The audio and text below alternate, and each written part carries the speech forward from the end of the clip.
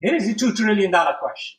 Every year, American companies waste over $2 trillion on strategies that never work. Not because the strategies were bad, but because invisible forces inside their own organization were silently killing them. You think I'm exaggerating? I got three words for you. Blockbuster, BlackBerry, Kodak. You may say these are old stories, and yes, you would be absolutely correct. But what about these newer companies like WeWork, valued at $47 billion in 2019, now worth zero?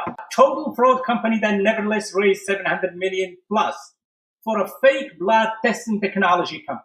And how about Toys R Us, an iconic brand killed by private equity and digital disruption? These are modern examples of corporate collapse, each representing different fatal flaws due to hubris, fraud, or simply private equity looting. These examples of companies that had everything: money, talent, market position, yet died from the inside out while their leaders watch helplessly. What if I told you that right now, as you are listening to this video, someone in your organization is quietly sabotaging your biggest initiative? Not maliciously, not consciously, but systematically undermining everything you're trying to build.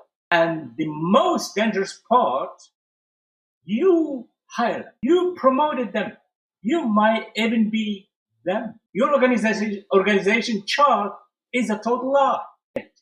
You see that beautiful organization chart on your wall? The real power structure in your company has nothing to do with these neat little boxes or reporting lines. Real influence flows through invisible channels that would shock you if you could see them. Consider Microsoft, for example, in the 2010.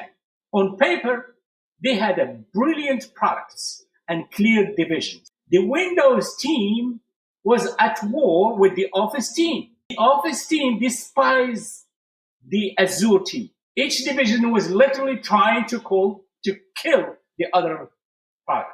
Billions of dollars in lost potential because the invisible organization chart, the one based on ego, territory, and unspoken grudges, was running the show. But here is the question that should terrify every single leader nowadays. What wars are happening right now in your company, though you don't even know? While you focus on quarterly numbers and board presentation, your own people might be locked in invisible battles that are slowly killing your growth from the inside out. There is a virus spreading through your company, and 99% of companies already have it. It is a true virus. Unlike any virus, it's spreading through contact, multiplies rapidly, and can either strengthen your organization's immune system or simply kill it from within. The scary part, most leaders have no idea which strain they are spreading. Every eye roll in a meeting, every sarcastic comment in the hallway, every leader who says one thing and does another. When manager cynicism can infect an entire department within weeks. When executives mix messages can create doubt that spread like wildfire. That permanent empty chair representing the customer served as a reminder in every single meeting that every single decision made should revolve around the customer experience first. Every single day, in every single meeting, Amazon leadership is injecting the same belief into their organization bloodstream. As a leader in your organization, when your employees leave a meeting with you, what beliefs do they carry with them? Are you serious about change? Or is it just another flavor of the month initiative they need to wait out before it dies down? Let's talk about another issue that eats companies alive, and that is the compliance conspiracy lie. It is the most dangerous lie leaders tell themselves. Or have you just created a culture of fear-based compliance where people nod in a meeting and ignore you completely in private? According to Fear's Conversation survey conducted in 2019, 85% of workers have stayed silent or withheld feedback due primarily to fear. According to a Harvard Business Review in 2020 study, 67% of employees admit they are afraid to speak up about workplace concerns. You see, these are staggering numbers where companies hire hands, fake voices, and limited access to employees' brain. I've seen Fortune 500 CEO announce transformational changes to thunderous applauses, only to have middle manager immediately start taking bets on how long it would take for the initiative to quietly die. You see, these managers weren't rebel. They were actually pragmatic, realistic managers who had watched the same pattern repeat for years. Thunderous, empty talk and hollow strategies that lead absolutely nowhere or no man's land. How many of your strategic initiatives have died not from external competition, but from internal indifference? How many brilliant plans have been murdered by 1,000 small cuts of passive resistance? So let's tackle the identity crisis, that is silently killing most companies' results. This is an important segment we're going to cover right now. Most companies try to change behavior without changing identity. And that is like trying to reprogram. Most companies focus on surface level fixes, such as training, changing policies, for example.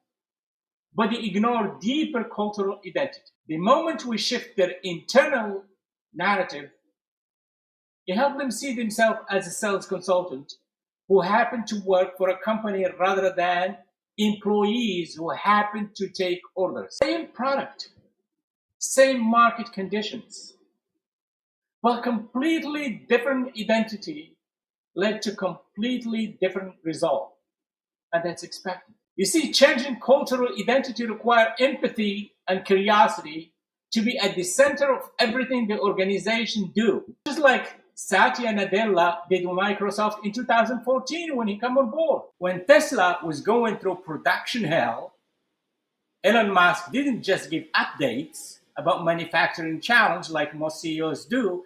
Your company starts selling itself. When culture and strategy are perfectly aligned, when invisible beliefs and visible action are synchronized, when people's internal conviction become external magnetism, that simply means your organization start attracting external talent in droves because of what your organization stands for. That's actually when magic happens. Apple retail employees don't just sell product. They embody innovation. Southwest Airlines, for example, staff don't just serve customers. They spread joy across the board. These aren't training programs or performance metric. They are belief systems that become a cultural identity for every single employee within the organization. But here is the final uncomfortable question. If a potential customer spent a day following your employees around, watching how they interact, listening to what they say when they think while nobody important is around them, what would they conclude about your company, about your organization? Would they be inspired to buy what you are selling actually? Or would they quietly back away and find someone else? Belief is an internal affair, and unless you earn people's hearts and mind, you will only get limited amount of their potential. While good companies that treat their employees right get the majority of their intellect and heart.